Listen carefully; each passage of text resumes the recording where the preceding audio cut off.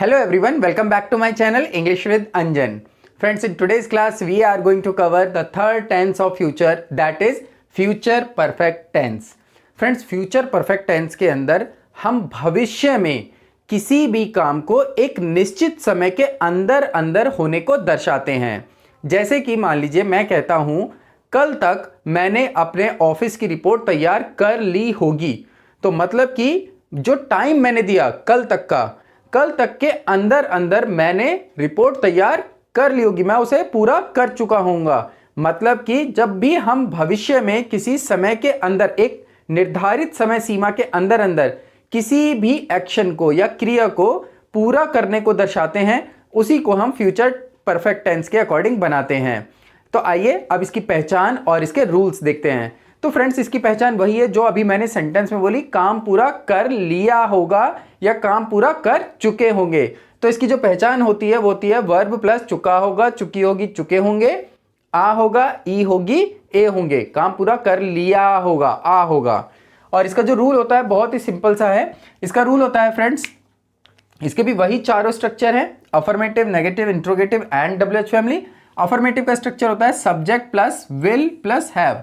इसके अंदर will have का यूज करते हैं। फ्रेंड्स, रिमेंबर वन थिंग कि जब भी दो या दो से ज्यादा हेल्पिंग वर्ब्स आती है, जैसे यहां पर दो हेल्पिंग वर्ब्स हैं, तो आपको ध्यान रखना है जो दूसरी हेल्पिंग वर्ब अगर हमें हैज या फिर हैव में से कुछ यूज करनी है तो वो हमेशा हैव ही रहती है, कभी भी हम हैज का यूज नहीं करते। जैसे should have, could have, would have, will have, हमें हमेशा हैव का यूज ही करना होता है, हैज का यूज नहीं करते हम।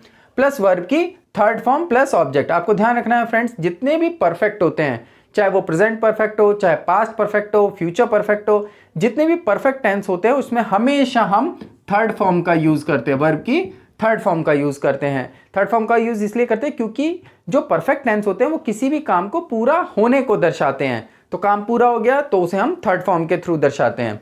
तो आई होप आपको ये अफर्मेटिव का स्ट्रक्चर क्लियर है। नेगेटिव बहुत ही सिंपल सा है, subject plus will plus not. Not जो है वो विल और हैव के बीच में आएगा। ध्यान रखिए, मैंने पहले भी आपको बताया है, जब भी दो या दो से ज्यादा हेल्पिंग वर्ब्स एक साथ आती हैं तो नॉट जो होता है वो हमेशा पहली हेल्पिंग वर्ब के बाद आता है। तो पहली हेल्पिंग वर्ब के बाद नॉट आ गया, हैव वर्ब की थर्ड फॉर्म, ऑब्जेक्ट। इंट्रोगेटिव में हेल्पिंग वर्ब आगे चली जाएगी, मतलब विल आगे चला जाएगा, सब्जेक्ट पीछे, और पूरा का पूरा जो हमारा स्ट्रक्चर है वो नेगेटिव का हम कॉपी कर देंगे। डब्ल्यूएच फैमिली में सबसे पहले हम डब्ल्यूएच फैमिली जोड़ेंगे और उसके बाद यहां से लेकर यहां तक हमारा जो हमारा इंट्रोगेटिव का रूल है हम उसको पूरा का पूरा कॉपी कर देते हैं, तो उसे हम डब्ल्यूएच फैमिली बना देते हैं। आई होप फ्रेंड्स आपको स्ट्रक्चर्स क्लियर हैं। अगर नहीं है क्लियर तो आप मेरी इज़एमआर की वीडियो देख सकते हैं, मैंने वहां पर ये स्ट्रक्चर्स बिल्कुल ठीक से समझाए हैं और आपको ये भी बताया इनका क्या मीनिंग होता है और इन्हें हम कैसे बनाना सीख सकते हैं। तो आइए अब कुछ एग्जाम्पल्स देखते हैं। देखिए, अगले साल तक हमने कॉलेज पूरा कर लिया होगा, मतलब हमने किसी भी काम को, मतलब कॉलेज पूरा करने का जो काम है वो हमने कर लिया होगा। आ होगा, ई होगी, ए होगी की ध्वनि आ रही है, तो हम समझ गए कि एक निश्चित समय में कोई काम पूरा होगा, तो ये फ्यूचर परफेक्ट को दर्शा रहा है। तो आइए इसको ट्रांसलेट करते हैं। तो ये अफर्मेटिव के स्ट्रक्चर से बनेगा। तो अफर्मेटिव के लिए हमें सबसे पहले सब्जेक्ट चाहिए। सब्जेक्ट क्या है? कौन काम पूरा करेगा? हम। तो सब्जेक्ट हो गया वी, हेल्पिंग वर्ब लगाएंगे विल हैव, वर्ब की थर्ड फॉर्म, वर्ब क्या, क्रिया क्या हो रही है यहां पर? पूरा करने की, कंप्लीट। तो कंप्लीटेड थर्ड फॉर्म आ जाएगी, कंप्लीटेड क्या? The college. कब तक? अब यहां पर अगले साल तक। फ्रेंड्स, यहां पर आपको एक बात गौर करनी है। देखिए, मैंने आपको अभी बताया कि एक निश्चित समय सीमा में कोई काम पूरा होगा, तो मतलब कल तक, परसों तक, 5 बजे तक, अगले साल तक, 10 साल तक, मतलब इस तरीके से। तो तक तो जरूर आएगा, अधिकतर इसके अंदर तक आपको जरूर मिलेगा। तो इसके लिए आप तक के लिए क्या वर्ड यूज करते हैं? हम बाय। तो इस वर्ड को आप याद रखिए कि आपको मोस्टली जो कि फ्यूचर परफेक्ट टेंस है उसमें आपको बाय का यूज करना पड़ता है। तो we will have completed the college कब तक? By next year. I hope आपको ये एग्जांपल क्लियर है। नेक्स्ट देखते हैं, कल तक वे यहां पहुंच चुके होंगे। देखिए, यहां पर भी समय सीमा दे रहा है, कल तक पहुंच चुके होंगे, चुका होगा, चुके होगी, चुके होंगे। तो यहां पर किसको दर्शा रहा है? ये भी अफर्मेटिव है। सब्जेक्ट क्या है? वे, दे विल हैव, क्रिया क्या हो रही है? पहुंचने की, रीच, थर्ड फॉर्म लगा देंगे, रीच्ड, कहां पर? यहां, हियर। कब तक? कल तक। तो by tomorrow. I hope friends आपको ये एग्जाम्पल क्लियर है, बहुत ही सिंपल से हैं ये, आपके बिल्कुल जो फ्यूचर को दर्शा रहे हैं। आइए एक और एग्जाम्पल देखते हैं। देखिए, वह पेपर दे चुका होगा। अब फ्रेंड्स यहां पर थोड़ी सी सिचुएशन बदल जाती है। देखिए फ्रेंड्स, ये जो सेंटेंस है वह पेपर दे चुका होगा, देखिए यहां पर चुका होगा फ्यूचर परफेक्ट की पहचान तो दे रहा है, बट यहां पर टाइम नहीं बता रहा। वह पेपर दे चुका होगा, इसमें कोई टाइम नहीं है कि मतलब कल तक, परसों तक, कब तक। तो मतलब कि ये फ्यूचर परफेक्ट है या नहीं है, इसको लेकर कंफ्यूजन हो गई। पहचान पूरी है, बट फ्रेंड्स देखिए, अब ये जो सेंटेंस है, मान लीजिए मेरा भाई पेपर देने गया हुआ है, उसका पेपर था 9 से 12 बजे तक। अब जो टाइम हो रहा है वो 12:30 बज रहे हैं, तो मैं कहता हूं वह पेपर दे चुका होगा। तो आप खुद ही सोचिए कि क्या ये जो काम है पेपर देने का, ये भविष्य में होगा या ये काम हो चुका होगा। प्रोबेबिलिटी आती है, मोस्ट प्रोबेबली उसने पेपर दे दिया होगा, उसका पेपर खत्म हो चुका होगा।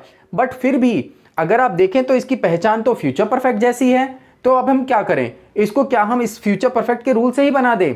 फ्रेंड्स यहां पर जाकर स्टूडेंट्स कंफ्यूज होते हैं और वो सोचते हैं कि उन्हें टेंसेज जो है वो बिल्कुल ठीक से समझ में नहीं आ रहे। देखिए, कुछ भी नहीं करना है, आपको बस एक बात ध्यान रखनी है कि जब ये जो सेंटेंस है ये फ्यूचर है ही नहीं, एग्जैक्ट फ्यूचर तो ये है ही नहीं, तो ये पास्ट में चला गया। अब जब ये पास्ट में चला गया तो हमारे पास एक ऑप्शन होता है विल।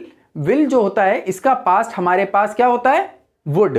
तो इसी तरीके से जैसे सेंटेंस हमारा पास्ट में चला गया, तो हम भी विल को पास्ट में कर देंगे और हम क्या करेंगे, विल की जगह पर वुड लगा देंगे और पूरा का पूरा रूल यही रखेंगे। देखिए, ही अफर्मेटिव सेंटेंस है, would have.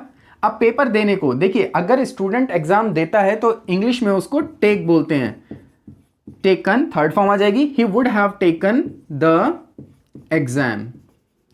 I hope friends आपको ये समझ में आया होगा कि मैंने यहां पर वुड का यूज क्यों किया है, क्योंकि ये पास्ट है विल का, और ये सेंटेंस भी जो है ये असली फ्यूचर परफेक्ट नहीं है। तो देखिए नेक्स्ट एग्जांपल इज, क्या उसने निर्णय ले लिया होगा। अब देखिए, मान लीजिए मैंने कल किसी को कोई प्रपोजल दिया कि तुम्हें ये निर्णय लेना है, और अब मैं सोच रहा हूं यार 1 दिन हो गया या 2 दिन हो गए, क्या उसने निर्णय ले लिया होगा। चाहे लिया हो या ना लिया हो, लेकिन ये जो बात है निर्णय लेने की, ये तो बीत चुकी है ना। तो यहां पर भी ये कोई एग्जैक्ट टाइम नहीं बता रहा, ये एक तरीके से यहां पर भी ये पास्ट को ही दर्शा रहा है। तो इसको भी मैं इसी तरीके से बनाऊंगा, विल को मैं वुड कर दूंगा बस। तो देखिए, अब ये इंट्रोगेटिव है, इंट्रोगेटिव की सेंस दे रहा है तो इंट्रोगेटिव से बना देंगे, विल आगे आता है, बट यहां पर क्या आएगा, would he have taken the decision, question mark. I hope friends आपको ये समझ में आया होगा कि मैं विल की जगह पर यहां पर वुड का यूज क्यों कर रहा हूं, और ये असली फ्यूचर परफेक्ट है ही नहीं।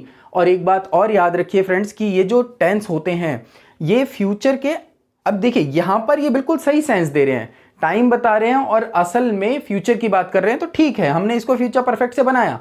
बट रियल लाइफ में अगर आप देखेंगे तो हमें इस तरीके के सेंटेंसेस बहुत ही कम बोलने को मिलते हैं, और ना ही हम ऐसे तरीके के सेंटेंसेस को सुनते हैं।